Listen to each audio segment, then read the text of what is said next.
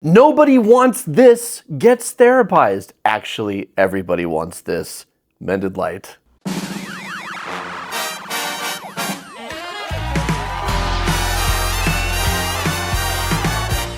Is love at first sight a thing? Is that real? Let's talk about the psychology and the physiology of that as demonstrated in this Netflix series that frankly I loved. Cannot wait for season 2. Joanna is a sex and relationships podcaster. Noah is a rabbi, both single, him recently single, and they meet at a friend's party. Let's do this. Hi. Hi. Oh, can you hand me that corkscrew? Sure. Here, let me open that for you. Thank you. Although, are you sure you should be drinking? You seem to be going through something. Oh, no, I'm just in constant need of attention. I respect that. I also like attention. I say I don't, but I do. You do, right? Yes. Doesn't it feel good to say it out loud? Yeah. Yes. Yes. Sorry, I'm cute. I like when people notice. There you go. You are cute, I noticed. Thank you. See, I know. You know what else feels good?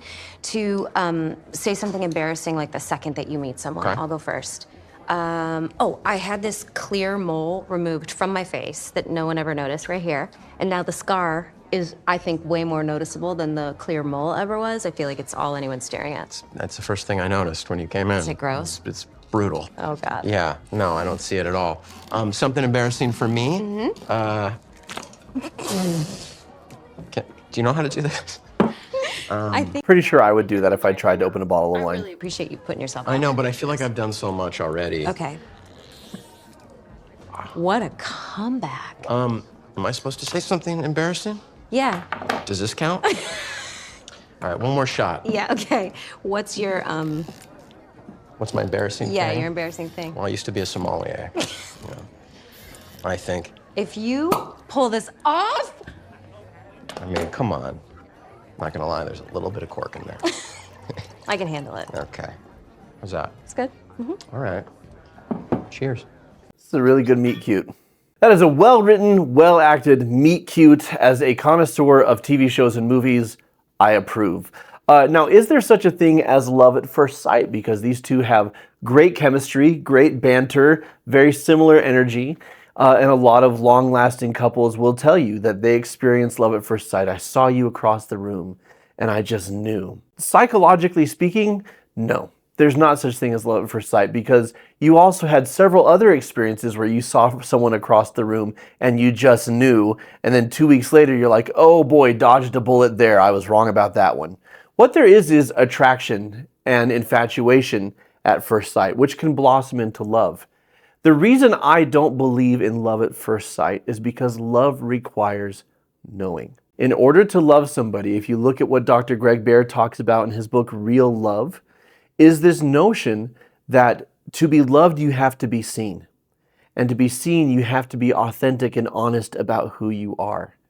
In other words, for someone to love you, they have to know you. Unless we're talking about someone who just has general goodwill and love towards all people, then sure, they can love you as a person. But actually loving you, and especially being in love, that's built. However, a lot of great love stories in real life begin with that spark, that connection, that I met you and I felt something and it was special. But the thing to be careful about, in his book, How to Avoid Falling in Love with a Jerk, Dr. John Van Epp talks about this concept. We all want, or not all of us, but a lot of us want companionship, and a lot of us want physical, romantic, sexual connection. In other words, commitment and touch. We want both of these things. And so what we tend to do is we tend to rush into the physical or to the commitment or both, and then retroactively build a relationship of trust and knowing each other. We've jumped into touch and commitment.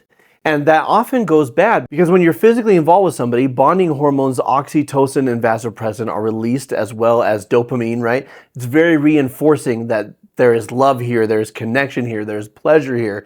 And you can feel like you are more in love than you actually are. That's why it's so important to stop and slow down and take the time to really get to know a person and to see if you can trust them and rely on them. Now, I'm gonna talk more about this show in this video, but I wanna talk to you about this course we've got called Smart Dating. It's an online video course that is on our membership site. Our membership site is full of online video courses, podcasts, and monthly live Q&As to answer your questions about trauma recovery and relationships. And you can try that membership for just $1 right now. The link is on screen and in the description below. So back to what I was saying, it's important to slow down and build a relationship of actually getting to know somebody, which these two do a little bit.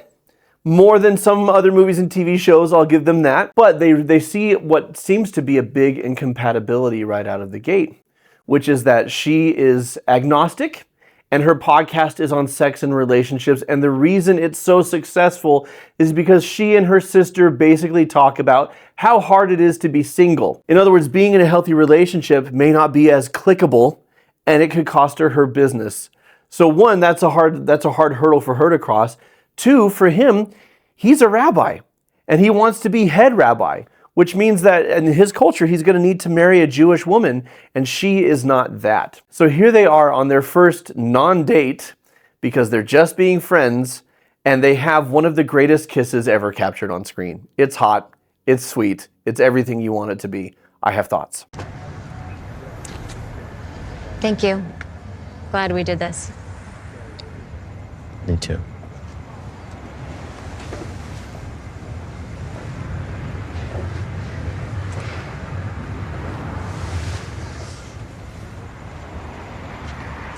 Isn't it crazy that we never kissed this whole time? Like, how did that happen? Yeah, very aware we haven't kissed yet. Yet. Yeah, Well, we're just friends. sure. And friends don't kiss, which is why, I'm aware we haven't. But what if we had just like one goodbye kiss? Hand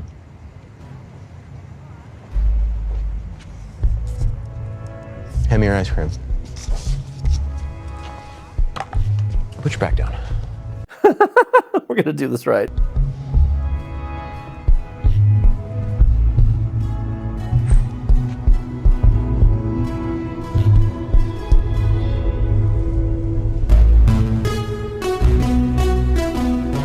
Whoa.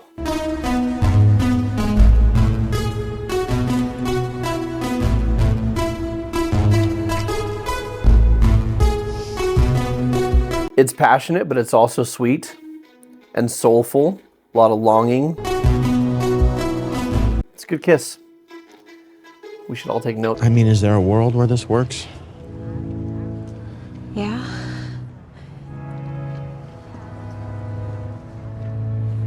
I've heard a lot of women comment that they love how he holds her head and her face.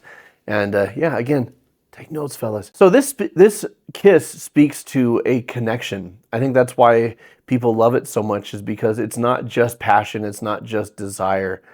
There's a tenderness and a longing and a sweetness there mixed in, like it's perfect. I don't really have an issue with the kiss, and I don't even necessarily have an issue that they shared a kiss. The thing is, they went from we're just friends to the moment he pulls back, he says, is there a world where this works? Why?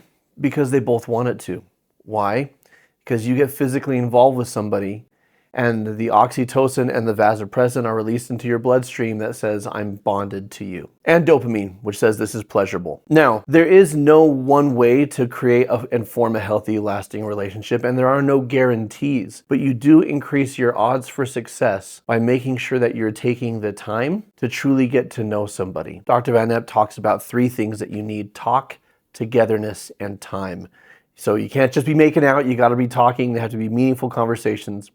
Togetherness is time in the same space. That if you're trying to connect with somebody virtually, they're just showing you what they want you to see. You need to actually be in the same space, seeing them interact with their family, friends, different circumstances to truly get to know them. And then time. That for a lot of people, they don't even begin to show you who they are for 90 days. Even people who are not actively deceiving you are still putting their best foot forward. Their house is cleaned up when you come over. They make sure that they've showered, done their hair, done their makeup, whatever. And so it's important to recognize that you don't truly know somebody until you've got talk, togetherness, and time. These two don't truly know each other yet.